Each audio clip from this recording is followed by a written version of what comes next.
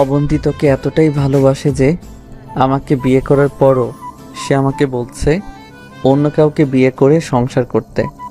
জানিস ভাই, মাঝে মাঝে অবন্তীর উপর খুব রাগ হয়, ইচ্ছা করে ওরে অনেক বকা দেই, কিন্তু ওর দিকে তাকালেই তোর কথা মনে পড়ে।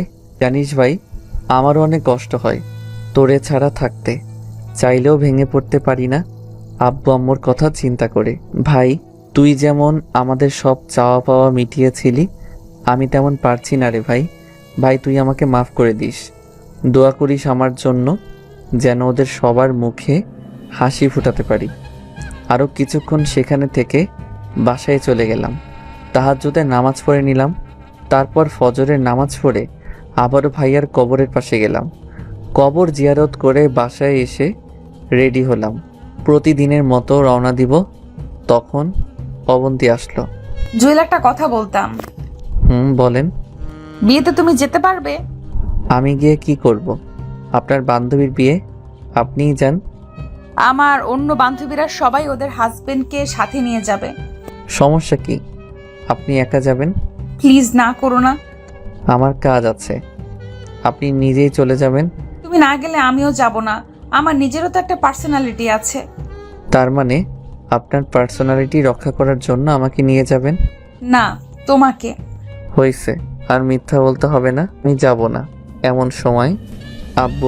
কি ব্যাপার, এত চিল্লাচিল্লি কিসের? দেখো না, আব্বু আম্মু তোমার ছেলেকে আমার সাথে যাওয়ার জন্য বলছি, সে নাকি যাবে না। কিরে, সত্যি নাকি? আব্বু, আমার কথাটা শোনো। কোনো কথা শোনার দরকার নেই, তুই বিয়েতে যাবি, এইটাই ফাইনাল। কিছু বলতে গিয়েও পারলাম না। সোজা বাসা থেকে বের হয়ে কাজে চলে গেলাম। রাস্তায় আইমানের সাথে দেখা হলো। কিরে জুয়েল, দোস্ত কি অবস্থা? আছি, তোর কি খবর? সব ঠিকঠাক। কয়েকদিন পর তো রেজাল্ট দিবে। কোন দিকে জানিস? মনে হয় 5 তারিখ। তুই জানিস না? না, তোর কাছে শুনলাম। আগের মতো অনলাইনে থাকি না, তেমন কোনো নিউজ জানা নেই। আচ্ছা শোন, তোর জন্য একটা সুখবর আছে। কি? একটা কোম্পানিতে কয়েকজন সুপারভাইজার নিয়োগ দিবে। স্নাতক কমপ্লিট করা লাগবে। তোর রেজাল্ট ভালো আসলে তুই আবেদন করিস। থ্যাঙ্কস দোস্ত। অবন্তী এসেছে? এসেছে। তুই নিয়ে আসছিস নাকি নিজে থেকেই এসেছে? ও নিজে থেকে এসেছে। আমি যখন ওর বাবার বাড়িতে গিয়েছিলাম ওরে আনতে, তখন আসিনি। গতকাল নিজে থেকে এসেছে। তো এখন কি সিদ্ধান্ত নিলি? ডিভোর্স দিবি? জানি না, তবে আমার মনে হচ্ছে অবন্তী ঠিকই আমাকে মেনে নেবে, কিন্তু একটু সময় লাগবে। ভাইয়ার স্মৃতি থেকে আমি নিজেই এখনো বের হতে পারিনি, আর অবন্তী এত তাড়াতাড়ি বের হতে না পারাটাই স্বাভাবিক। তাহলে তো ভালোই। আচ্ছা দোস্ত, তুই থাক, আমার দেরি হয়ে যাচ্ছে। পরে বস, আমি ঝাড়ি দিবে। আচ্ছা ঠিক আছে, যা। তারপর কাজে চলে গেলাম। রাতে আসার সময় বেতন নিয়ে আসলাম। বাসায় এসে ফ্রেশ হয়ে আব্বুর হাতে টাকাগুলো দিলাম। আব্বু অবন্তীকে ডেকে টাকাটা দিল। অবন্তী আব্বুকে বলল, আব্বু, একটা কথা বলতাম। মা বল। আপনি একটু জুয়েলকে বলে দেন যাতে কালকে আমার সাথে একটু শপিং এ যায়, আমি কিছু গিফট কিনবো। যাবে, সমস্যা কি? এই জুয়েল কালকে ওর সাথে বের হইছ? বাবা, আমার কাজ আছে, আমি পারবো না। পারবি না কেন? আজকেই বেতন দিয়েছে, আর কালকে যদি কাজে না যাই পরের দিন গেলে লাথি দিয়ে বের করে দিবে। তাহলে সন্ধ্যায় যাবে। তখন টিউশনি করানো লাগবে। একদিন না করলে কিছু হয় না, কালকে ওরে নিয়ে শপিং এ যাবি, এটাই ফাইনাল। আমি কিছু না বলে রুমে চলে গেলাম। পরের দিন কাজে গেলাম। সেখান থেকে এসে রেডি হয়ে অবন্তীকে নিয়ে বের হলাম। বিয়ের পর এই প্রথম অবন্তীকে নিয়ে বের হয়েছি। একটা রিক্সা নিয়ে যাচ্ছি। আমি একটু সরে বসে আছি। তোমার কি আমার পাশে বসতে অস্বস্তি লাগছে? না, কেন? তাহলে ওদিকে চেপে বসছো কেন? আরো ক্লোজ ভাবে বসো। সমস্যা নেই, আমি ঠিক আছি। তারপর দুজনেই চুপ। নীরবতা ভেঙে অবন্তী বলল, জুয়েল, বলেন। না, তোমার কি মন খারাপ? না, কেন? গোমরা মুখ করে বসে আছো তাই। ও না, আমি ঠিক আছি। কথা বলতে বলতে শপিং মলের সামনে চলে আসলাম। অবন্তী অনেকগুলো গিফট দেখলো, তারপর একটা চয়েস করে ওটা কিনলো। এরপর একটা শাড়ির দোকানে গেল, আমাকে বলল শাড়ি পছন্দ করে দেওয়ার জন্য। দোকানের মধ্যে অনেক লোক, তাই কিছু না বলে নীল রঙের একটা শাড়ি পছন্দ করে দিলাম। ভাইয়ার সাথে যখন বিয়ে হয়েছিল তখন একদিন অবন্তী ওদের বাসায় যাওয়ার সময় একটা নীল শাড়ি পরেছিল। সেদিন অবন্তীকে অনেক সুন্দর দেখাচ্ছিল, সাথে ভাইয়া নীল পাঞ্জাবি পরেছিল। দুজনকেই অনেক সুন্দর লাগছিল, তাই অবন্তীর জন্য নীল শাড়িটাই পছন্দ করে দিলাম। তারপর অবন্তী আমাকে বাইরে দাঁড়িয়ে রেখে কোথায় যেন গেছে। অনেকক্ষণ পর আসলো। কোথায় গিয়েছিলেন? ওয়াশরুমে। আর কিছু নিবেন নাকি রিক্সা ডাকবো? রিক্সা নেওয়ার দরকার নেই, হেঁটে হেঁটে যাব। পাগল নাকি আপনি? হাঁটবেন তাও এই রাতের বেলায়? কেন, রাতের বেলায় হাঁটলে সমস্যা নাকি? সেটা না। এত কথা না বলে হাঁটো। তারপর দুজনে হাঁটতে লাগলাম। খুব দারুণ একটা অনুভূতি কাজ করলো। রাস্তায় আমার ওর কোনো কথা হয়নি। অনেকক্ষণ হাঁটার পর বাসায় গেলাম। তারপরেই আমি গিয়ে ফ্রেশ হয়ে আসলাম। তারপর আমি আব্বু আম্মু আর অবন্তী খেয়ে নিলাম। রুমে গিয়ে সোফায় বসে আছি। কিছুক্ষণ পর অবন্তী আসলো। এসে কিছুক্ষণ আনাগোনা করলো, তারপর বলল, জুয়েল, একটা কথা বলতাম। বলেন।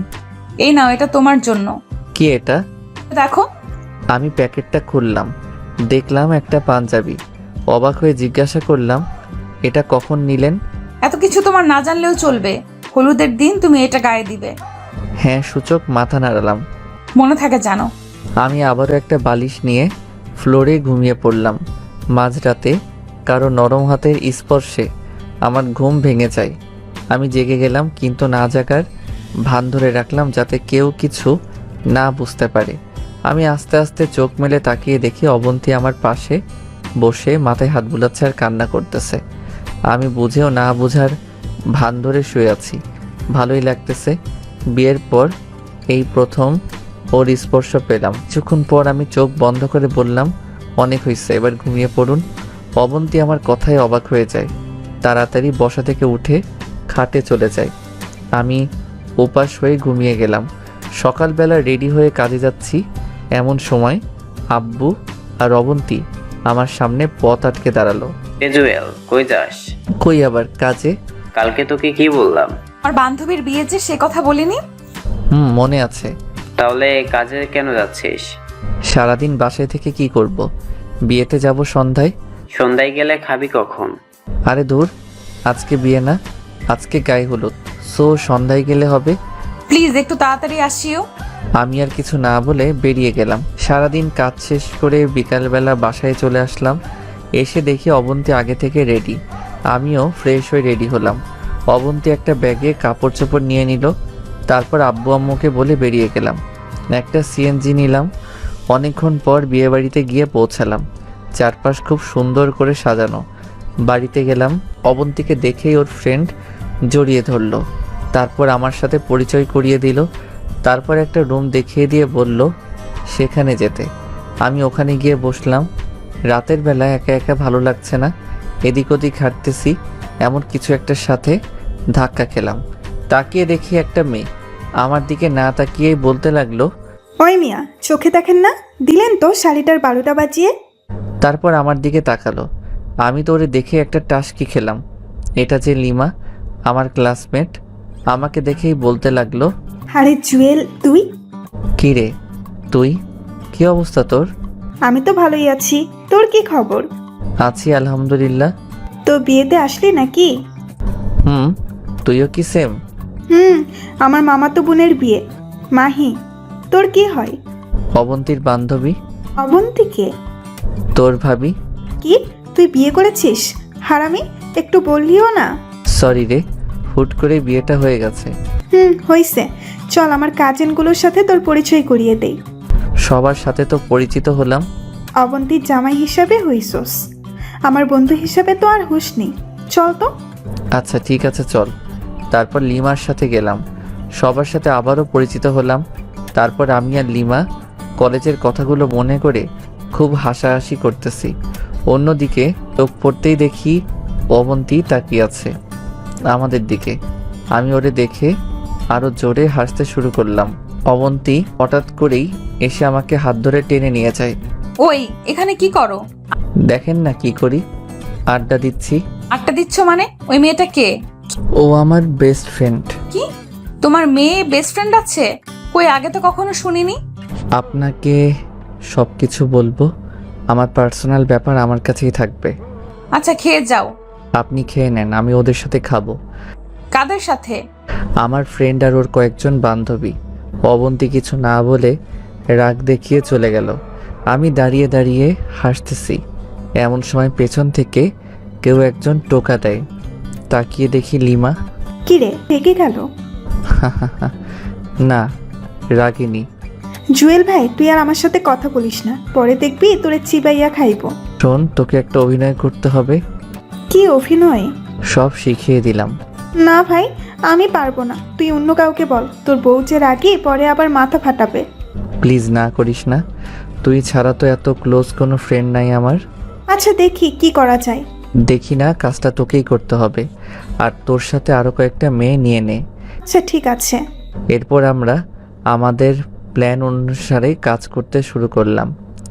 লিমা আমার হাত ধরে মাহির রুমে আসলো। অবন্তীও সেখানে ছিল। আমাদের এই অবস্থায় দেখে অবন্তীর চোখ কপালে উঠে গেল। আমি আর লিমা কথা বলতেছি। লিমা হাসতে হাসতে বারবার আমার গায়ে পড়তেছে। এদিকে অবন্তী রেগে লাল হয়ে আছে। মনে মনে বললাম, জানু, তোমার মনে ভালোবাসার সৃষ্টি করতেছি। তারপর আমি, লিমা আর ওর কয়েকটা কাজিন মিলে আড্ডা দিচ্ছি আর হাসাহাসি করতেছি। এমন সময় দেখি অবন্তী দূর থেকে আমাকে ফলো করতেছে। রাতে খাওয়ার সময় আমি আর লিমা একসাথে বসেছি।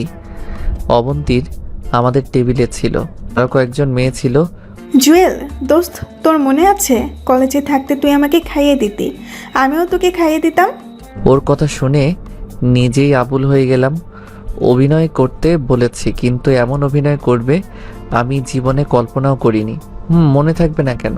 তুই কত আমার আঙুলে কামড় দিছস, দিনগুলো কি এত সহজে ভুলতে পারি? মনে আছে আমার জন্মদিনে আমাকে খুব সুন্দর একটা গিফট দিয়েছিলি। তোর জন্মদিনের তারিখ কখন আমি ভুলি না। অবন্তী বারবার আমার দিকে তাকাচ্ছে, চোখের মধ্যে পানি টলমলো করতেছে। আমাদের আরো কথাবার্তা দেখে সে টেবিল থেকে উঠে চলে গেল। তারপর সবাই খেয়ে উঠলাম। অন্য মেয়েগুলাও জানে আমাদের প্ল্যান সম্পর্কে। তারপর বাইরে চলে আসলাম। বিয়েবাড়িতে চিল্লাচিল্লির জন্য কোনো কথাই ভালোভাবে শোনা যাচ্ছে না। জুয়েল, তোর বউ কিন্তু তোকে অনেক ভালোবাসে। কচু, তুই তাহলে কিছুই জানোস না? আচ্ছা তোর কথা বল, বিয়ে করেছিস? করেছি আবার করিও নি। মানে? বিয়ে ঠিক হয়ে আছে, কিন্তু উনি দেশের বাহিরে। এমনিতে মোবাইলে সারাদিন কথা হয়, বিয়ের পর আমাকেও নিয়ে যাবে তো, তাই সব কিছু ঠিকঠাক করতে একটু সময় লাগছে। বাহ, তাহলে দেশের বাইরে চলে যাবি। দেখিস আমাদের আবার ভুলিস না। একটা মাইর দিব, ভুলবো কেন? আচ্ছা তোর ভাই কোন দেশে থাকে রে? ভাইয়ার কথা বলার কারণে মনটা খারাপ হয়ে গেল। ভাইয়া এমন এক দেশে থাকে যেই দেশে গেলে কেউ আর ফিরে আসে না। মানে? পুরো ঘটনা বললাম। সরি দোস্ত, আমি জানতাম না। It's okay. তারপর তুই তোর ভাবি মানে অবন্তীকে বিয়ে করে নিলি? হুম। ভালো করছিস, মেয়েটা যথেষ্ট ভালো। তো এখন কি করিস? তেমন কিছু না, চাকরি নেই, বেকার বেকার ঘুরতেছি। সত্যিটা বললাম না, কারণ যতই হোক একটু হলেও মান ইজ্জত আছে আমার। কি বলিস? তাহলে ফ্যামিলিকে দেখে কিভাবে চলে? আল্লাহ চালাইতেছে কোনোভাবে। এই আমাদের কোম্পানির জন্য কয়েকজন লোক দরকার, তুই চাকরি করবি। আমি বাবাকে বলে দিলে তোর কোনো ইন্টারভিউ নিবে না, সরাসরি চাকরি দিয়ে দিবে। কিন্তু কিন্তু কি, বেতনের কথা বলছিস? আচ্ছা বেতনও বাড়িয়ে দিবে, তুই তোর সার্টিফিকেট জমা দিয়ে দিস। থ্যাঙ্কস দোস্ত। আরে থ্যাঙ্কসের কি আছে, চাকরি হয়ে গেলে ট্রিট দিবি। আচ্ছা ঠিক আছে, দিব। মনে মনে ভাবতেছি এই মেয়েটার সাথে কলেজে তেমন একটা কথা বলতাম না, জাস্ট হাই হ্যালো ছাড়া, আর আজকে সেই আমাকে চাকরি দিয়ে দিল। আসলেই উপরওয়ালা কাকে কখন প্রয়োজনে এনে দেয় বলা যায় না। তারপর একটি মেয়ে এসে আমাদের যেতে বলল। হলুদ নাকি শুরু হয়ে গেছে। এই শোন, বল। এবার তোর বউকে আসল ডোজ দিব। কি সেটা? তুই শুধু দেখ। তারপর সে আমার হাত ধরে স্টেজের সামনে যায়। অবন্তী আমাদের দেখে বড় বড় চোখ করে তাকিয়ে আছে। গায়ে হলুদ শুরু হলো, সবাই গায়ে হলুদ দিচ্ছে। সব শেষে আমি আর অবন্তী রয়ে গেলাম। তারপর দুজনে একসাথে স্টেজে উঠলাম। মাহিকে হলুদ লাগিয়ে দিলাম। মাহি আমাকে মিষ্টি খাইয়ে দিল, আমিও দিলাম, অবন্তীও দিল। তারপর আমি একটা মিষ্টি অবন্তীর মুখের কাছে নিলাম। সে কিছুক্ষণ আমার দিকে তাকিয়ে রইল। তারপর মিষ্টিটার কিছু অংশ খেলো। তারপর সেও আমাকে একটা মিষ্টি খাইয়ে দিল। ভিতরে ভিতরে আমার মনটা নাচানাচি করতেছে। এমন সময় লিমা একটা অদ্ভুত কাজ করে বসলো। সে স্টেজে উঠে অনেকগুলো হলুদ নিয়ে আমার পুরো মুখে মেখে দিল। আমি অবন্তীকে দেখিয়ে লিমাকে হলুদ লাগিয়ে দিলাম। লিমার কাজিনগুলো এসে আমার মাথা থেকে শুরু করে হাত মুখ সব জায়গায় হলুদের পুরো অংশ ঢেলে দিল। অবন্তী আমাদের এই অবস্থা দেখে উঠে চলে গেল। তারপর বাইরে এসে আমি আবারও লিমার সাথে কথা বলতেছি। এমন সময় অবন্তী কোথায় থেকে এসে আমার পাঞ্জাবির কলার চেপে ধরে টেনে রুমে নিয়ে যায়। ঠাস করে দরজাটা লাগিয়ে দেয়। কি ব্যাপার, এইভাবে ধরে নিয়ে আসলেন কেন? ওই মেয়ে দেখলেই কথা বলতে মন চায়। ওই আপনার সমস্যা কোথায়? আছে অনেক সমস্যা, তুমি অন্য মেয়ের দিকে তাকাতে পারবে না। কেন? এটা না জানলেও চলবে। আমার যেহেতু কেউ নেই, সেহেতু আমি অন্যদের সাথে অবশ্যই কথা বলবো। না, তুই কারোর সাথে কথা বলতে পারবি না। আর যেন ওই মেয়েটার সাথে না দেখি। সমস্যা কোথায়? বলছি না কথা না বলতে। যদি বলি? তাহলে আব্বুকে কল দিয়ে বলবো তুমি আমাকে চর মেরে অন্য মেয়ের সাথে প্রেম করছো। কি আপনি এই কথা বলতে পারবেন? এখন পাঞ্জাবিটা খুলে শুয়ে পড়ো। আপনি কোথায় ঘুমাবেন? পরে দেখা যাবে, তুমি শুয়ে পড়ো। তারপর আমি পাঞ্জাবিটা খুলে রেখে বিছানায় শুয়ে পড়লাম। আপাতত কেউ নাই, একা একা শুয়ে আছি। শুয়ে শুয়ে ভাবতেছি, অবন্তী এমন রাগ দেখালো কেন? সেও কি আমাকে ভালোবাসে নাকি? ধুর, এটা হয় না। সে আমাকে এখনো দেবরের মতোই দেখে। বুঝতেছি না কেন যে অবন্তী আমাকে মেনে নিচ্ছে না। আল্লাহই ভালো জানে। ভাবতে ভাবতে কখন যে ঘুমিয়ে পড়েছি নিজেও তা জানি না। সকালে ঘুম থেকে উঠতে যাব এমন সময় বুকের উপর ভারী কিছু একটা অনুভব করলাম। তাকিয়ে দেখি অবন্তী আমার বুকের উপর ঘুমিয়ে আছে। এটা কি হলো? আমি তো নিজের চোখকেই বিশ্বাস করতে পারছি না। বাহ, এটা তো মেঘনা চাইতেই বৃষ্টি পাওয়ার মতো। আমি উঠতে গিয়ে উঠিনি, এই প্রথম অবন্তী আমাকে স্পর্শ করলো, তাও এমনটা একটা মুহূর্ত। আমি কেন পৃথিবীর কোনো পুরুষই এই অবস্থা থেকে উঠবে না? আমি ঘুমের ভান ধরে শুয়ে আছি। দেখি অবন্তী কী করে। কিছুক্ষণ থাকার পর অবন্তী উঠল, উঠে শাড়ি ঠিক করে নিল। আমি যেন না বুঝতে পারি, আস্তে করে রুমের থেকে চলে যাই। আমি মনে মনে হাসতেছি, বালিকা নিজের জামাইয়ের বুকে মাথা রেখে ঘুমাইছো, সেটা দেখলে সমস্যা কোথায়? যাকে একটু পর সে আবার রুমে আসলো। এসে জুয়েল, এই জুয়েল। ঘুমের ভান ধরে বললাম, এই ওঠো, অনেক দেরি হয়ে গেছে। আপনি যান, আমি আরেকটু ঘুমাই। না, আর ঘুমোতে হবে না, ওঠো ওঠো, একটু পর বরপক্ষ এসে যাবে। আচ্ছা উঠছি। এই একটা কথা বলেন তো, কি? আপনি কালকে রাতে কোথায় ছিলেন? মাহির সাথে? কেন? না এমনি, কেউ একজন আমার পাশে শুয়েছিল, মনে হয় লিমা হবে। কি? আবারও ওই মেয়েটার কথা বলছো? তাহলে কে হতে পারে? আপনি কাউকে দেখেছেন? এই নাও তোমার ব্রাশ, তাড়াতাড়ি ফ্রেশ হয়ে আসো। এ কথা বলে অবন্তী একরকম চোরের মতোই রুম থেকে চলে গেল। আমি বসে বসে হাসতেছি। ফ্রেশ হয়ে এসে নাস্তা করে নিলাম। তারপর কিছুক্ষণ হাঁটাহাঁটি করলাম। বাইরে গিয়ে লিমার সাথে দেখা হয়। তোর কিরে, তুই বেঁচে আছিস? কি মনে হয়? আমার তো মনে হয় তুই মারা গেছিস। তোর আত্মা ভূত হয়ে ঘুরতেছে। হঠাৎ করে এই কথা বললি কেন? কালকে রাতে তোর বউ যেভাবে তোরে ধরে নিয়ে গেছে, সেটা দেখে মনে হয়েছে যে তুই আজকে শেষ। আরে না, তেমন কিছু না। তো মনে হয় ভালোবাসে। আরে না, অবন্তী নিজেও ঠিক মতো কথা বলে না, অন্য মেয়েদের সাথেও কথা বলতে দেয় না। একটা প্যারার মধ্যে আছি। বুঝছি। আচ্ছা, আর কয়েকটা ডোজ দিব নাকি তোর বউকে? দরকার নেই দোস্ত, যেগুলো দিছস সেগুলোতেই আমার 12টা বাজছে। আর দিলে কি করবে আল্লাহ জানে। সমস্যা নাই, হালকা করে একটা দিয়ে দিব। আচ্ছা দিস। এমন সময় অবন্তী কল দিল। এই জুয়েল, কই তুমি? আছি বাইরে। বাইরে কি? দরকারের সময় খুঁজে পাই না। কি বলুন? তাড়াতাড়ি রুমে আসো। কেন? ধুর, তুমি এত কথা বলো কেন? আসতে বলছি আসো। আচ্ছা আসতেছি, কলটা কেটে দিলাম। কি রে, কে কল দিল? তোর ভাবি রুমে যেতে বলছে। মনে হয় আমাকে তোর সাথে দেখেছে। যা, তোর খবর আছে। তুই দাঁড়া, আমি একটু আসছি। যা, বেঁচে থাকলে দেখা হবে। ওপারে ভালো থাকিস বন্ধু। ফাজিল, থাক আমি আসছি। তারপর রুমে গেলাম। অবন্তী দেখে আমার চোখ কপালে উঠে গেল। শাড়ি একটাকে উল্টো পাল্টো করে পড়ে আছে। কি ব্যাপার, আপনার এই অবস্থা কেন? এই তুমি আসছো? কি হয়েছে? ধুর, একা একা শাড়ি পরা যায় নাকি? দরজাটা লাগিয়ে এদিকে আসো। দরজা কেন লাগাবো? তো কি দরজা খুলে শাড়ি পরবো? যাও, লাগিয়ে দিয়ে আসো। আমি গিয়ে দরজা লাগিয়ে আসলাম। এই শাড়ির আঁচলটা একটু ধরো তো। আমি তো অবাক হয়ে গেলাম, এটা কি বলে? ওই আবুলের মতো দাঁড়িয়ে আছো কেন? না মানে স্বপ্ন নাকি বাস্তব সেটাই তো বুঝতেছি না। সামান্য শাড়িটা ধরতে বলেছি, এতেই এই অবস্থা। অন্য কিছু বললে কি হতো? অন্য কিছু কি? ওই এত কথা বলো কেন? যেটা করতে বলেছি সেটা করো। আমি গিয়ে হাঁটু গেড়ে বসে শাড়ির কচিগুলো ধরলাম। আপনি শাড়ি পরতে পারেন না? পারি, তবে পুরোপুরি ভাবে পারি না। তাহলে কাল কিভাবে পরেছেন? বাসা থেকে আসার সময় আম্মু পরিয়ে দিয়েছে। ও আচ্ছা।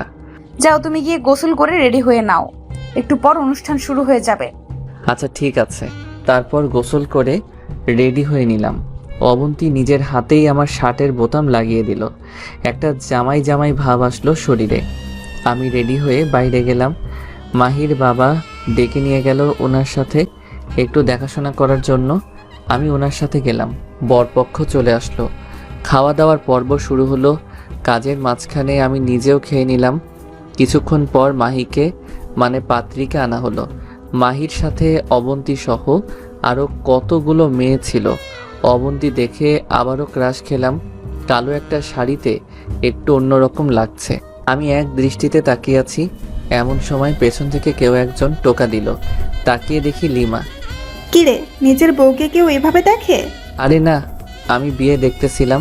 বুঝি বুঝি, ডালমে কুস কালা হে। আচ্ছা বাদ দে, তুই খেয়েছিস? তুই? ভেবেছিলাম আরো পরে খাবো, আম্মু জোর করে খাইয়ে দিছে। ভালো করছে। এই 15 তারিখ তো রেজাল্ট দিবে, জানিস? কিসের রেজাল্ট? আরে আমাদের অনার্স পরীক্ষার। ও আচ্ছা, তোর নাম্বারটা দে তো, তোদের অফিসে যাওয়ার আগে কল দিব। ওকে, এই নে। নাম্বারটা বলল। দোস্ত, তোরে ধন্যবাদ দিয়ে ছোট করব না। হয়েছে, চল তো বউকে একটু রাগিয়ে দে। কেমনে? গেলেই দেখবি। তারপর লিমা আমার একটা হাত ধরে স্টেজে নিয়ে যায়। তারপর বর আর কনে এর মাঝে বসিয়ে ফটো তোলা শুরু করলো। অবন্তীকে বলল আমাদের ছবি তুলে দিতে। এটা দেখে অবন্তী রাগে লাল হয়ে গেছে। আমার দিকে বড় বড় চোখ করে তাকিয়ে আছে। আমিও একটু রাগানোর জন্য লিমার সাথে ক্লোজ হয়ে বসে ছবি তুলতেছি। এভাবে দিনটা চলে গেল। বিকেলবেলা বসে আছি, এমন সময় বস কল দিল। আসসালামু আলাইকুম। জুয়েল, কোথায় তুমি? আমি তো একটা বিয়ের অনুষ্ঠানে আসছি। কালকে কাজে আসবে? কিন্তু বস, বিয়ে তো এখনো শেষ হয়নি, বউ ভাত বাকি আছে। না তোমাকে আর কাজে আসতে হবে না, তুমি বিয়ে খাও। না বস, ঠিক আছে, আমি কালকে আসব। মনে থাকে যেন, না হলে চাকরি ডিসমিস। কলটা কেটে দিল। আমি মনে মনে ভাবতেছি, শালা লিমাদের ওখানে চাকরিটা একটু পাই, তখন দেখবি তোর এই ব্যবহারের ফল আমি সুদে আসলে দিব। অবন্তীর কাছে গেলাম। একটু এদিকে আসেন তো। আমাকে কেন ডাকতেছো? তোমার তো আর মেয়ে ফ্রেন্ডের অভাব নেই।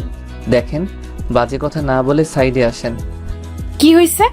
আপনি থাকেন, আমি চলে যাচ্ছি। চলে যাচ্ছ মানে? কোথায় যাচ্ছ? বস কল করেছিল, কালকে কাজে না গেলে চাকরি থাকবে না। সেখান থেকে তো আর কাজে যাওয়া সম্ভব না, তাই বলছিলাম আপনি থাকেন, বিয়ে শেষ হলে তারপর আমি এসে নিয়ে যাব। দরকার নেই, দাঁড়াও, আমিও যাব। মানে কি, এখনো বিয়ে শেষ হয়নি? আসলটা শেষ, আর এখানে থেকেও কোনো মজা পাবো না। মাহি তো চলে যাবে, সো দাঁড়াও, আমিও আসছি। কিছু না বলে দাঁড়িয়ে আছি। তারপর সবার থেকে বিদায় নিয়ে বাসার দিকে রওনা দিলাম। লিমাকে ইশারায় বলেছি মোবাইলে কথা বলবো। তারপর একটা সিএনজি নিয়ে বাসায় চলে আসলাম। কি রে, চলে আসলি যে? বিয়ে শেষ নাকি? না, কাজ আছে, বস কল করেছিল তাই। তারপর রুমে চলে গেলাম, ফ্রেশ হয়ে বাইরে চলে গেলাম। আইমানকে কল দিয়ে আসতে বললাম। আসার পর পুরো ঘটনা ওর সাথে শেয়ার করলাম। বাহ, তার মানে সব ঠিকঠাক হয়ে গেছে। এখনও শিওর না, আরও কয়েকদিন দেখি। লিমার ডোজটাই কাজ হয়েছে না হলে অবন্তী এত সহজে নরম হতো না। বন্ধু ঠিক বলছিস, লিমা অনেক হেল্প করেছে। আরও কিছুক্ষণ আড্ডা দিয়ে বাসায় চলে আসলাম। রাতে খেয়ে রুমে গেলাম, দেখলাম অবন্তী বিয়ে তোলা ছবিগুলো দেখতেছে। আমি গিয়ে কাঁথা আর বালিশটা নিয়ে ফ্লোরে ঘুমানোর জন্য রেডি হচ্ছি। অবন্তীর দিকে বারবার তাকাচ্ছি সে কিছু বলে কিনা, কিন্তু না, কিছু বলল না। আমিও শুয়ে গেলাম। শুয়ে শুয়ে ভাবতেছি অবন্তী তো কিছুই বলল না, তাহলে বিয়েতে কেন শুয়েছিল একসাথে? মনে হয় এটা অন্যদের দেখানোর জন্য, মান সম্মান রক্ষার্থে এমনটা করেছে হয়তো। আমার কপালে এগুলো নেই, তাই এগুলো নিয়ে চিন্তা না করাই বেটার। অবন্তী আগেও আমাকে মেনে নেয়নি, এখনও নিচ্ছে, আর ভবিষ্যতে নিবে বলে মনে হয় না। ভাবতে ভাবতে ঘুমিয়ে গেলাম। সকালে ঘুম থেকে উঠে ফ্রেশ হয়ে কাজে যাচ্ছি, এমন সময় আব্বু সামনে দিয়ে ঘোরাঘুরি করতেছে। মনে হচ্ছে কিছু একটা বলবে। কিছু বলবে? তোর কাছে কিছু টাকা হবে, তোর মায়ের মেডিসিন শেষ। আমি জানি পকেটে মাত্র 20 টাকা আছে, কারণ যেগুলো ছিল সব বিয়েতে খরচ হয়ে গেছে। যাতায়াত, বিয়ের উপহার, অবন্তীর শাড়ি, পুরো মাসের বেতন শেষ। কি বলবো বুঝতেছি না। আচ্ছা, প্রেসক্রিপশনটা আমাকে দাও, আমি আসার সময় নিয়ে আসবো। তারপর বাবার থেকে প্রেসক্রিপশনটা নিয়ে বেরিয়ে গেলাম। ভাবতে লাগলাম কিভাবে কি করব। হেঁটে হেঁটে কাজে চলে গেলাম। প্রতিদিনের মতো সেই দোকানে দোকানে মাল দেওয়া আর ভ্যান ঠেলা। কাজ শেষ করে আসার সময় বসের কাছে কিছু টাকা চাইলাম। শালা টাকা তো দিলই না, উল্টো আরও ঝাড়ি দিল। পরে আইমানকে কল করে দেখা করতে বলি, ওর কাছ থেকে কিছু টাকা নিয়ে আম্মুর জন্য মেডিসিনগুলো কিনে নিয়ে আসি। এভাবে দিন যেতে লাগলো। কয়েকদিন পর আমাদের রেজাল্ট দিবে, এটা নিয়ে আমার তেমন মাথা ব্যথা নেই, কারণ আমার পরীক্ষা যে খারাপ হয়েছে সেটা আমি খুব ভালো করে জানি। ফেল করব এটাই শিওর। এদিকে অবন্তী রেজাল্টের চিন্তায় শেষ। দেখতে দেখতে রেজাল্টের দিন চলে আসলো। আমি যথারীতি কাজে চলে গেলাম। দুপুরবেলা অবন্তী আমাকে কল দিয়েছে। এই জুয়েল, তুমি কোথায়? কাজে আছি। কেন, কি হয়েছে? রেজাল্ট দিয়ে দিছে, আমি পাশ করেছি। কংগ্রাচুলেশন। থ্যাঙ্কস। এই তোমার রোল নাম্বার আমি ভুলে গেছি, আমাকে বলো তো। আমি নিজেও ভুলে গেছি। অ্যাডমিন কার্ড দেখো। আচ্ছা, দেখতেছি। তারপর কলটা কেটে দিল। পাশে বসেছিল, পাশে বস ছিল। আমার মোবাইলে কথা বলা দেখে উনি বিরক্ত মাখা মুখ নিয়ে বলল, ওই মিয়া, কাজ করতে আসো নাকি প্রেম করতে? Sorry boss. আরে রাখো তোমার সরি, মোবাইল বন্ধ করো মিয়া। এতই যখন বউ বউ করো তাহলে কাজে আসো কেন? বউয়ের কাছে থাকলেই তো পারো। এই শালার উপর তো রাগ হচ্ছেই, সাথে অবন্তীর উপরও। কল দেওয়ার আর সময় পেল না। রেজাল্ট দিয়েছে তো কি হয়েছে, বাসায় গেলেও তো বলা যেত। আমি মোবাইলটা বন্ধ করে রেখে দিলাম। তারপর কাজ শেষে বসের কাছে টাকা চাইলাম। উনি মুখের উপর বলে দিয়েছে মাস শেষ হওয়া ছাড়া কোনো টাকা দিবে না, যদি অতিরিক্ত করি তাহলে অতিরিক্ত কাজের টাকা দিবে। আমি আরও 2 ঘন্টা করে 100 টাকা নিলাম, তার হিসাবে নাকি আরও কম পাবো। তারপর গেলাম টিউশনিতে। পড়াশোনার এক পর্যায়ে ছাত্রের মা আসলো, টাকা হাতে নিয়ে দাঁড়িয়ে আছে। আন্টি কিছু বলবেন? এই নাও তোমার এই মাসের বেতন। কিন্তু আন্টি, মাস তো এখনো শেষ হয়নি। জানি, তোমাকে আর আসার দরকার নেই।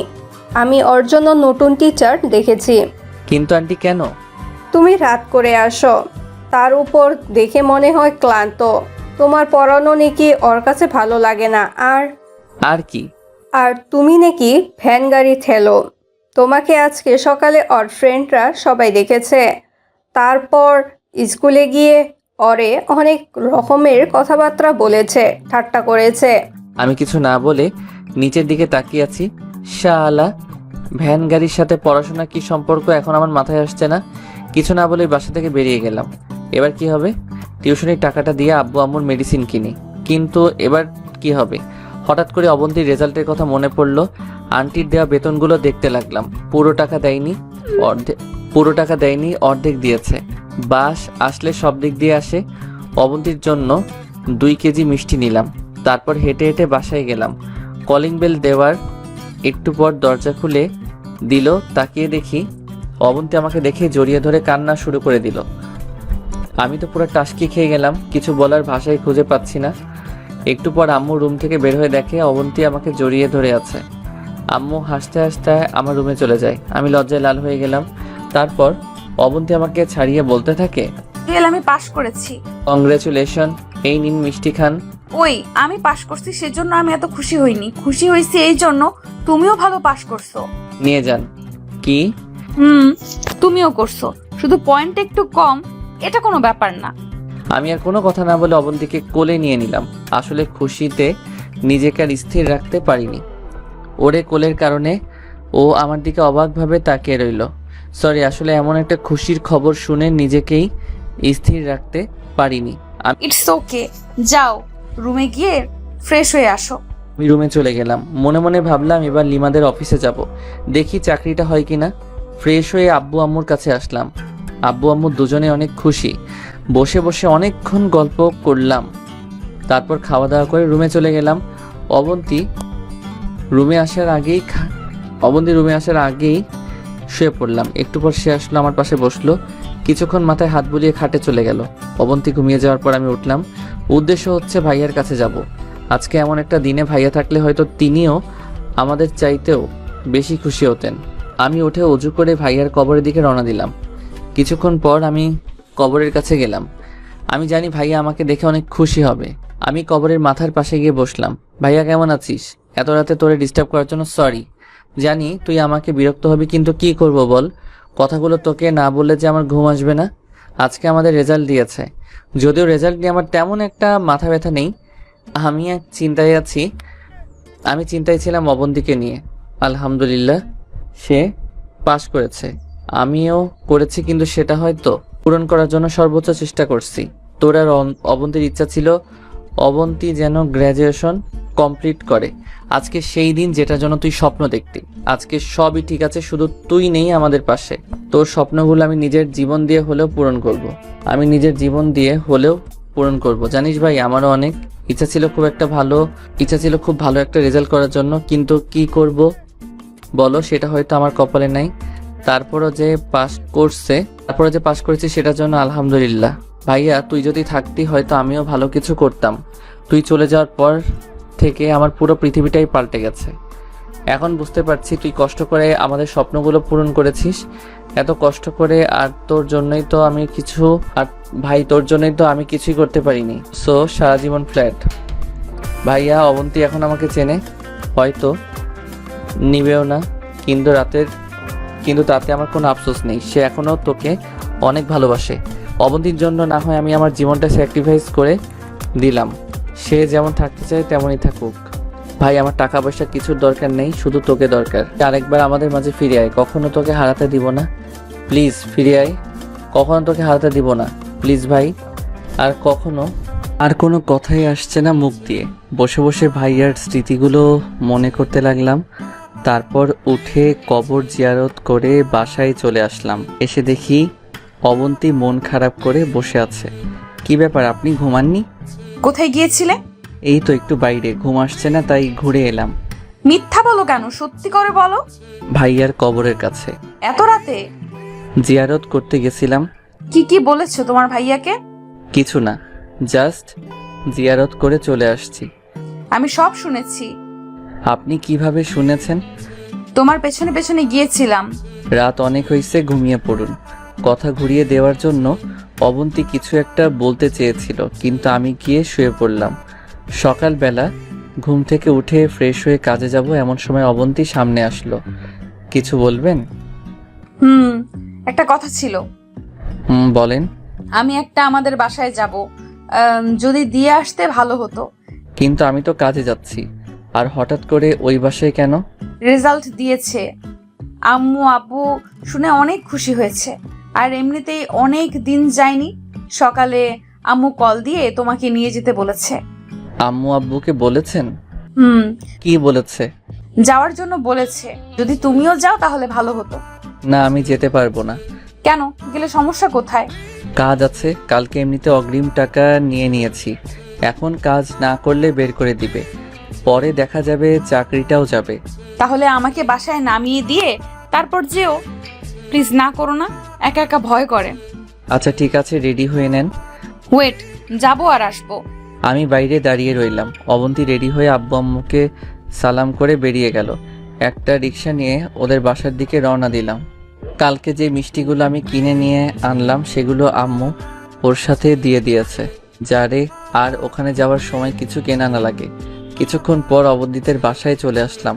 ওর ব্যাগপত্র নামিয়ে দিয়ে চলে আসতে যাব, এমন সময় অবন্তী ডাক দিল।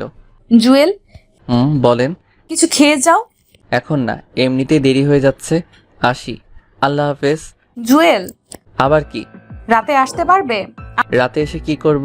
আম্মু তোমাকে আসতে বলেছে, রাতে এসে দেখা করে নিও। রাত থেকে পরের দিন এখান থেকে কাজে যেও। চেষ্টা করব। এই কথা বলে আবার রওনা দিলাম। মনে মনে ভাবলাম আজকে হঠাৎ করে অবন্তী এত ভালোবাসা দেখাচ্ছে, কারণ কি? মনে হয় কাল রাতে সবকিছু শুনে ফেলেছে।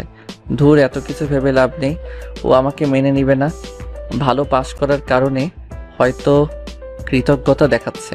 অবন্তীকে ওদের বাসায় রেখে আমি কাজে চলে গেলাম। সারাদিন কাজ করলাম। এর মাঝে অবন্তী বেশ কয়েকবার কল দিয়েছে, খেয়েছি কিনা, ভালো আছি কিনা, ওদের বাসায় কখন যাব, আরও অনেক কিছু বলেছে। রাতে আমি আমাদের বাসায় চলে গেলাম। তুই এখানে কেন? মানে কি? অবন্তী তোকে কিছু বলেনি? বলেছে, ওদের বাসায় যাওয়ার জন্য বলেছে। তো যাসনি কেন? আরে আজব তো, ও বললেই কি যেতে হবে? অবশ্যই। অবন্তী অনেকবার কল দিয়েছিল, তুই আসলে যেন ওদের বাসায় যেতে বলি। আমি যাব না এখন, অন্যদিন যাব। যাবি না মানে? এক্ষুনি যা। কিন্তু বাবা। কোনো কিন্তু নয়, রেডি হয়ে অবন্তীর কাছে যা। কি আর করা, রেডি হয়ে ওদের বাসার দিকে রওনা দিলাম। প্রায় 30 মিনিট পর ওদের বাসার সামনে গেলাম। কলিং বেল দেওয়ার সাথে সাথেই দরজা খুলে দিল। কি ব্যাপার, এটা কি হলো? মাত্র কয়েক সেকেন্ডের মধ্যেই দরজা খুলে গেল। মনে হয় দরজার কাছেই কেউ ছিল। তাকিয়ে দেখে অবন্তী আমাকে দেখে একটা হাসি দিয়ে বলল, এত দেরি হলো যে? রাস্তায় জ্যাম ছিল। যাও, সোফা রুমে যাও, আম্মু আব্বু ওখানে আছে। আমি ওই রুমে গেলাম, ওনাদের সালাম করলাম, অনেকক্ষণ বসে বসে গল্প করলাম। তারপর একসাথে খেয়ে আমি অবন্তীর রুমে চলে গেলাম। রুমে গিয়ে খাটে শুয়ে রইলাম। এমন সময় অবন্তী আসলো। আমি যে উঠে যাব তখনই, এই কই যাও? আপনি ঘুমাবেন না? ঘুমাবো তো, কিন্তু তুমি খাট থেকে নামো কেন? না নামলে আপনি কোথায় ঘুমাবেন? সেটা তোমার জানতে হবে না, তুমি ঘুমাও। কিন্তু ওই ঘুমাতে বসছি না, ঘুমাও। আমি কিছু না বলে ঘুমিয়ে গেলাম। অবন্তী রুম থেকে চলে গেল, মনে হয় অন্য রুমে থাকবে। যাক, ভালোই হয়েছে, আমি অন্তত খাটে ঘুমাতে পারবো। এই ফ্লোরে থাকতে থাকতে পিঠে ব্যথা হয়ে গেছে। আর শ্বশুরবাড়ি এসে যদি নিচে থাকি আর সেটা যদি কেউ দেখে, তাহলে আমার মান ইজ্জত সব শেষ। শুয়ে শুয়ে ভাবছি অবন্তী কি আসলেই আমাকে মেনে নিবে না? আমারও তো ইচ্ছা করে বউয়ের সাথে থাকতে, ওর সাথে ভালো একটা সম্পর্ক রাখতে, মনের গহীনে যত কথা লুকিয়ে আছে সবগুলো শেয়ার করতে। কিন্তু এমন কপাল নিয়ে দুনিয়াতে আসছি যেই কপালে সুখ নামের কোনো কিছু লেখা নেই। ভাবতে ভাবতে ঘুমিয়ে গেলাম। রাতের বেলা মনে হলো কিছু একটা আমার মুখের উপর চাপ দিয়ে আছে।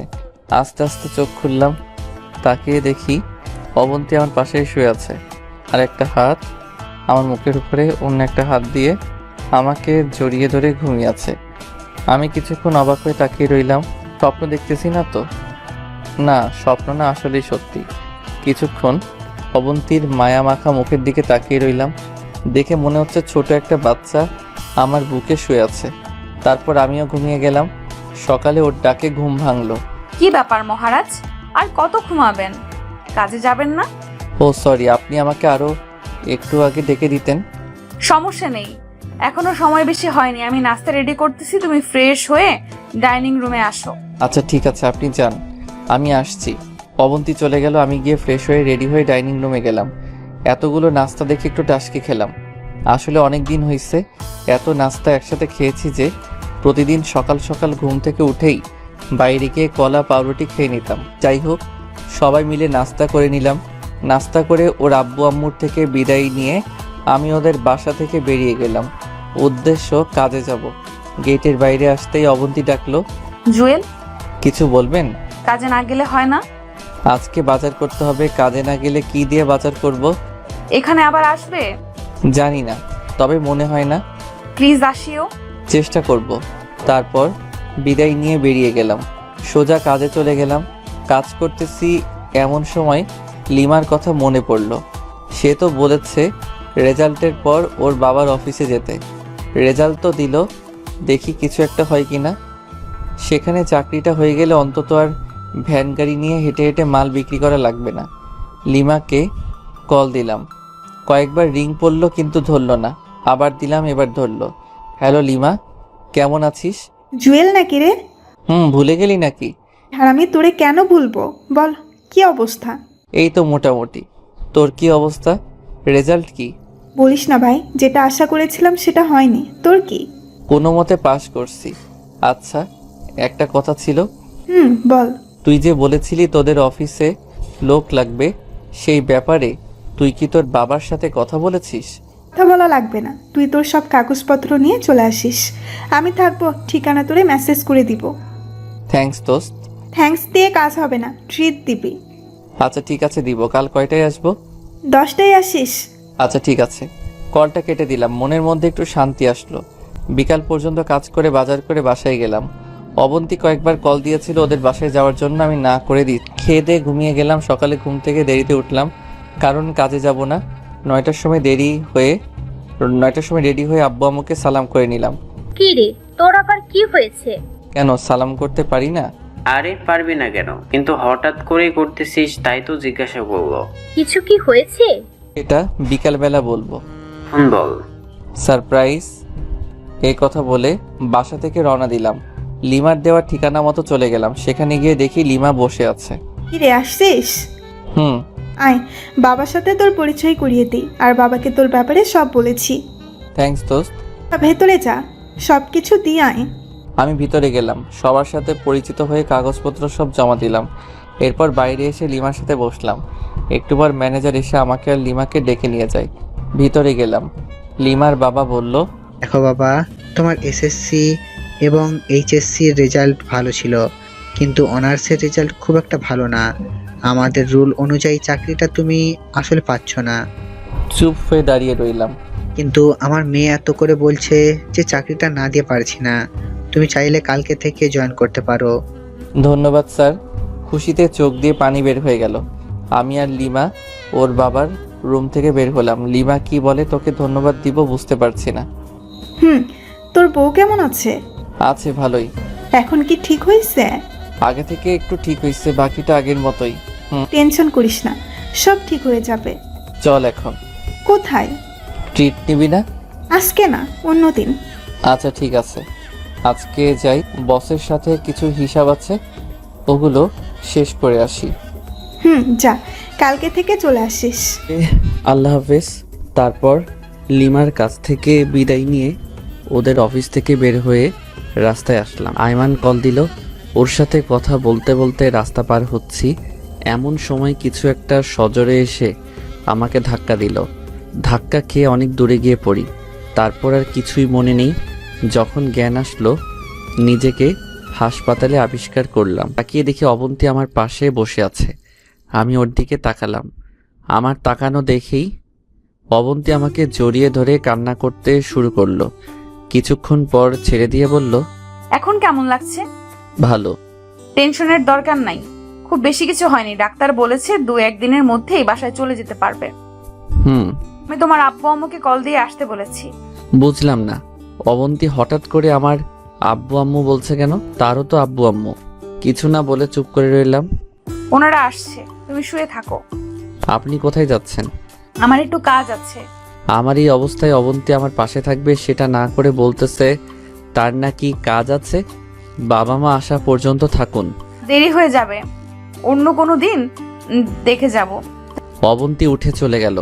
আমি শুয়ে শুয়ে ভাবতে লাগলাম, হঠাৎ করে অবন্তীর কি এমন হলো যে এত কাজ আমাকেও জানাচ্ছে না। আম্মু আব্বু আসলো, এসে আমাকে ধরে কান্না করতে লাগলো।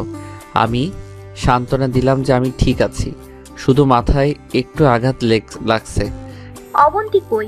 এই তো একটু আগে গেছে, ওর নাকি খুব একটা জরুরি কাজ আছে। কি এমন জরুরি কাজ যে তোর পাশে থাকতে পারতেছে না? বাদ দাও, আবার চলে আসবে। আরো কিছুক্ষণ কথাবার্তা বললাম। সেদিন হাসপাতালে থেকে গেলাম, আব্বু আম্মু থেকে গেল। পরের দিন হাসপাতাল থেকে বাসায় চলে গেলাম। কিন্তু এই 2 দিনে অবন্তী একবারও আসেনি এবং একটাও কল দেয়নি। আমিও আর নিজে থেকে দেইনি। 1 সপ্তাহ পর মোটামুটি সুস্থ, তাই চিন্তা করলাম নতুন অফিসে জয়েন করে ফেলি। বসে থাকা ঠিক হবে না, তারপর রেডি হয়ে সকালবেলা বের হচ্ছি, আম্মু সামনে আসলো। কোথাও যাচ্ছিস? হুম, নতুন চাকরি পেয়েছি, বেতনও আগে থেকে ভালো, কষ্টও কম, তাই চিন্তা করলাম আজ থেকে শুরু করে দেই। কি রে, তুই তো আমাদের একবারও বলিসনি, কখন পেলি? যেদিন অ্যাক্সিডেন্ট করেছিলাম সে বাবাকে ডেকে বলল, বাবাও অনেক খুশি। দুজনের কাছ থেকে বিদায় নিয়ে বের হব এমন সময় আবার দাঁড়িয়ে গেলাম। কিছু বলবি? অবন্তীকে কেউ কিছু বলবে না, বলার দরকার নেই। কেন রে, এমন একটা খুশির খবর মেয়েটাকে না দিয়ে পারি? না, দেওয়ার দরকার নেই, সময় হলে জানবে। এখন নিজে থেকে কেউ কিছু বলবে না। আচ্ছা ঠিক আছে, বলবো না। আমি আর কিছু না বলে রওনা দিলাম। 30 মিনিট পর অফিসে গেলাম, ম্যানেজারকে সালাম দিলাম। উনি সব কিছু ঠিকঠাক করে দিল, আমাকে সবার সাথে পরিচয় করিয়ে দিয়ে আমার ডেস্ক দেখিয়ে দিল এবং কাজ বুঝিয়ে দিল। নতুন অফিস, নতুন কাজ, ভালোই লাগছে, কিন্তু বারবার অবন্তীর কথা মনে পড়তে লাগলো। আজকে এতদিন অবন্তী একবারও একটা কল দেয়নি, কারণ কি? অবন্তী কি নতুন কারোর সাথে? না, এটা হতে পারে না। বসে বসে ওর কথা ভাবতেছি, এমন সময় লিমা এসে একটা টোকা দিল। কি ব্যাপার স্যার, ম্যামের কথা খুব মনে পড়ছে বুঝি? আরে না, তুই কখন আসলি? আসছি তো অনেক আগে, এসে দেখলাম তুই বসে বসে কি নিয়ে চিন্তা করতেছিস। না, তেমন কিছু না। নতুন অফিস কেমন লাগছে? ভালোই। কোনো প্রবলেম হলে ম্যানেজারকে বলিস। আচ্ছা ঠিক আছে। তুই থাক, আমি বাবার সাথে দেখা করে আসি। ওকে যা। তারপর আবার কাজ করতে লাগলাম, কিন্তু বারবার অবন্তীর কথাই মাথায় ঘুরতে লাগলো। বিকেলবেলা অফিস শেষ করে আয়মানকে কল দিয়ে আসতে বললাম। আয়মান আসলো, দুজনে একটা রেস্টুরেন্টে গেলাম, কিছু খাবার অর্ডার দিলাম। কিরে, তুই তো পুরাই সিন্স চাকরি পাইছিস। হুম, শালা একবার বললি না? তোর জন্য সারপ্রাইজ ছিল, এখন তো বলে দিলাম। হুম, তা আজকে কয়দিন? আজকেই জয়েন করলাম লিমাদের অফিসে। কোন লিমা? আরে আমাদের কলেজ ফ্রেন্ড লিমা। ও আচ্ছা, ভালো। আমার জন্য একটা দেখ। তুই চাকরি করলে তোর বাবার টাকা কে খাবে? আরে না, আগের মতো টাকা দেয় না, আবার কি পরিমাণ কিপটে তুই সেটা ভালো করেই জানিস। আচ্ছা দেখব। তোর ভাবি বউ কেমন আছে? ভাবি বউ মানে? আগে ছিল ভাবি, এখন হয়েছে বউ, দুইটা মিলে ভাবি বউ। তুই কোনো দিন ঠিক হবি না। তো কি অবস্থা ওনার? এবার তো অনেক খুশিতে থাকবে তাই না? ওরে কিছু জানাইনি। কেন? সব কিছু বললাম। জেল দোস্ত, আমি আগে যেই কথাটা বলেছি এখনো সেম কথাই বলতেছি। ওই মেয়েটার মতো কোনো ঘাপলা আছে? যেমন? প্রথমত তোর ভাই মারা যাওয়ার পর অবন্তী যদি তোদের বাসায় থেকে চলে যেত, খুব ভালো বিয়ে করতে পারতো না? ওর ভাগ্য ভালো যে তুই ওরে আমার বিয়ে করেছিস। দ্বিতীয়ত, তোর বাবা মা অবন্তীকে যে পরিমাণ ভালোবাসে, আদর করে, আমার মনে হয় না পৃথিবীর অন্য কোথাও এমন আদর পাবে। সব কিছু থাকা সত্ত্বেও অবন্তী তোর সাথে একই খাটে থাকে না, একসাথে মিশে না। এই থেকেই তো বোঝা যায় ওর মাঝে কোনো ঘাপলা আছে। কিন্তু আমি তো ওরে কোনো অভাব দেখাইনি, ওর সবগুলো স্বপ্নই পূরণ করেছি। আমার মনে হয় ওর কোনো পুরনো বয়ফ্রেন্ড আছে। আরে না, এটা হয় না। এটাই হবে, গরিবের কথা বাঁচি হলেও মিষ্টি হয়। কি করব বল, আম্মু আব্বুর দিকে তাকিয়ে ওরে কিছু বলতেও পারছি না। ও এখন কোথায়? ওর বাবার বাসায়, আমার অ্যাক্সিডেন্টের আগে গেছে, এখনো আসেনি। একবারও আসেনি? না, কল করে জিজ্ঞেসও করিনি আমি বেঁচে আছি নাকি মরে গেছি। তাহলে শিওর থাক ওর জন্য কোথাও রিলেশন চলতেছে। দোস্ত, ওরে ফলো করতে পারবি? ওকে করলাম, সমস্যা কোথায়? কিন্তু এটা শিওর যে অবন্তী তোর কাছে থাকবে, আগে হোক আর পরে হোক। ওরে ডিভোর্স দিতে হবে, তুই না দিলেও সে তোকে দিবে। আচ্ছা, তুই শুধু ফলো কর। ওকে। আরও কিছু কথা বলে বাসায় চলে আসলাম, এসে ফ্রেশ হলাম। আম্মু রুমে আসলো। কিছু বলবে? হুম। বলো। আব্বু কোথায়? ফিরে গেছে। ও, কি বলবা বলো। মেয়েটা অনেকদিন বাসায় নেই, বাসাটা কেমন খালি খালি লাগছে। যা না বাপ, ওরে নিয়ে আয়। কাকে? অবন্তীকে, ওকে অনেক মিস করছি। তোর আব্বু বলছিল বিকালবেলা যাবে, কিন্তু আমি দিইনি। আমি বলেছি তুই গিয়ে নিয়ে আসবি। ও নিজে থেকে আসবে, আমি নিয়ে আসতে পারবো না। এটা কেমন কথা? একা একটা মেয়ে কি করে আসবে? আরে আজব, এত রাতে ওরে কেমনে নিয়ে আসবো? সকাল হোক, আমি গাড়ি পাঠিয়ে দিব, ও চলে আসবে। না, তুই এখন যা, ওরে নিয়ে আয়। মানে কি এখন নিয়ে আসবো? মানে এই রাতের বেলা? কি বলেছি আজকে রাতেই নিয়ে আসতে হবে? আমি বলেছি তুই এখন যাবি, রাতটা ওখানে থাকবি, কালকে সকালে ওরে নিয়ে আসবি। পারবো না। ঠিক আছে, আমিই যাচ্ছি। পাগল হইছো? এত রাতে ওদের বাসায় যাওয়া মানে? যাবই তো। তুই যেহেতু যাবি না, আমি নিজেই গিয়ে আমার মেয়েকে নিয়ে আসবো। আচ্ছা ঠিক আছে, যাচ্ছি। কি আর করা, ইচ্ছা না থাকা সত্ত্বেও রেডি হয়ে অবন্তীদের বাসার দিকে রওনা দিলাম। 40 মিনিট পর ওই বাসায় গেলাম। ঘড়ির দিকে তাকিয়ে দেখি 9টা বাজে। কলিং বেল দিলাম। কিছুক্ষণ পর অবন্তীর মা এসে দরজা খুলে দেয়। আমি সালাম দিলাম, ভিতরে গেলাম। উনি বলল অবন্তী রুমে আছে। আমি অবন্তীর রুমে গেলাম, গিয়ে দেখি অবন্তী কার সাথে হেসে হেসে মোবাইলে কথা বলতেছে। আমাকে দেখে একরকম চোরের মতো হয়ে গেল। তো তুমি এখানে? কোনো প্রবলেম? নেই, কিন্তু আসতে তো পারমিশন লাগে। নিজের বউয়ের রুমে আসবো, সেখানেও পারমিশন? সরি। কেন আসছো? অবাক হয়ে ওর দিকে তাকিয়ে রইলাম। আম্মু আব্বু আপনাকে অনেক মিস করতেছে। এখানে আসলেন যে? তো অনেক দিন হয়েছে, এবার বাসায় চলেন। দেখো, তোমাকে অনেক দিন ধরে একটা কথা বলবো ভাবতেছি, কিন্তু বলা হয়নি। এখন বলেন। দেখো, আমারও তো ইচ্ছা আছে, আমি চাই নিজের পায়ে দাঁড়াতে। মানে আমি মাস্টার্স করব, তারপর একটা ভালো জব করব। আপনাকে আগেও বলেছি, এখনো বলছি, আমি চাই না আপনি চাকরি করেন। তোমার চাওয়া না চাওয়ায় আমার কিচ্ছু যায় আসে না। আপনি এগুলো কি বলতেছেন? তুমি আমার জন্য অনেক করেছো। তোমার ফ্যামিলিতে থাকা মানে তোমার করুণায় থাকা, কিন্তু আমি কারো করুণা নিয়ে থাকতে চাই না। করুণা করছি মানে? স্বামী হিসেবে এগুলো আমার দায়িত্ব। তো আমি তোমাকে কখনো স্বামী হিসেবে মানতে পারবো না। আপনি এতদিন পর এগুলো কি বলতেছেন? আমারও তো একটা ভবিষ্যৎ আছে। আপনি কি বলতে চাইছেন ক্লিয়ার করে বলেন। দেখো জুয়েল, আমি তোমার সাথে এইভাবে থাকতে পারবো না। আব্বু আম্মুকে কি বলে বোঝাবেন? ওনারা কি আপনাকে নিজের মেয়ের চেয়ে কম কিছু করেছে? দেখো, আমি এত কিছু বুঝি না, আমি জাস্ট মুক্তি চাই। তোমার সাথে আমার যায় না। যায় না মানে? তোমার এই টানাটানির সংসারে আমি থাকতে পারবো না। টাকা বেতন পাও, তা দিয়ে কিছুই হবে না। টাকায় কি সব? টাকাই সব। কয়টা ইচ্ছা পূরণ করেছো আমার? কয় টাকা হাত খরচ দাও আমাকে? কয়বার শপিং এ নিয়ে গেছো আমাকে? বিয়ের পর থেকে তো এইভাবে রাখছো। লজ্জা করে না আবার নিজেকে স্বামী বলে দাবি করতে? আমি সর্বোচ্চ চেষ্টা করেছি, আর কি করব। আমি এত কিছু বুঝি না। তার মানে আপনি যাবেন না, এই তো? আমি আর কোনো কথাই বললাম না। অবন্তীদের বাসা থেকে বেরিয়ে গেলাম, কাউকে কিছু বললাম না। এত রাতে বাসায় যাওয়াও ঠিক হবে না। আব্বু আম্মুকে যদি জানাই তাহলে ওনারা অনেক কষ্ট পাবে। আর কিছুদিন দেখি, পরে না হয় সময় করে সব ওনাদের জানিয়ে দিব। আইমানকে কল দিলাম, আজ রাত তার সাথেই থাকতে হবে। তারপরেই, কারণ এত রাতে বাসায় যাওয়া ঠিক হবে না। আইমান বলল ওদের বাসায় যাওয়ার জন্য। যেতে ভাবতে লাগলাম অবন্তীর জন্য আমি এত কিছু করলাম, অথচ সে এক মুহূর্তেই সব ভুলে গেল। তাহলে 2 রাতে যে আমার সাথে ঘুমাইছে, ওটা কেন করলো?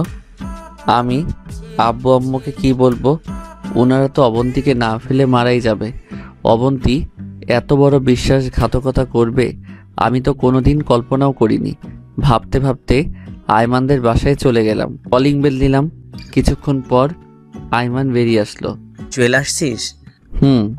আয় ভিতরে আয়। ভিতরে গেলাম, ওর আম্মুকে দেখে সালাম দিলাম। জি আন্টি, আমি ভালো আছি।